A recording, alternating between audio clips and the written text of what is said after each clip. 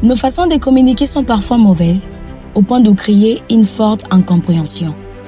Après un long débat, vous réalisez enfin que vous disiez la même chose depuis le début. Pendant nos conversations, nous avons souvent deux camps d'opinions opposés. Chaque camp est déterminé de gagner les débats ou de convaincre l'autre. Dès lors, il est important de savoir si c'est la bonne façon de mener une conversation. Le but d'une conversation est le change des idées. Le plus important, c'est d'être sûr que votre interlocuteur comprend votre message. Ainsi, soyez attentif à ce que votre interlocuteur vous dit pour essayer de comprendre. Alors, que pouvons-nous faire pour avoir de meilleures conversations et éviter l'incompréhension? Je nous propose 5 solutions pour avoir de meilleures conversations et éviter l'incompréhension. La première solution, c'est écouter pour comprendre et non pour répondre. Essayez toujours de comprendre l'opinion de votre interlocuteur. C'est en fonction de ses propos que vous allez lui répondre.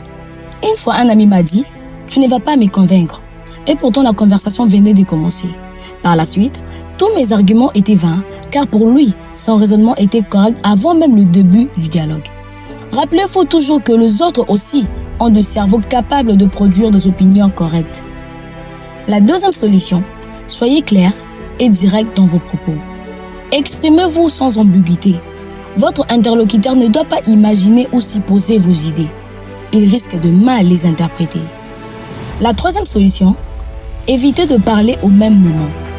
Il est vrai que parfois, la tension monte lors de débats, mais il est toujours mieux que vous écoutiez l'autre et le laissez finir.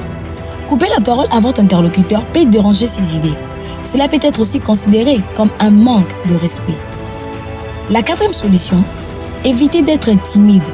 Cette attitude vous empêche de vous exprimer et de défendre votre opinion à 100%, d'où le risque élevé d'incompréhension. La cinquième et la toute dernière solution est d'éviter de crier. Le but est de vous faire comprendre auprès de l'autre.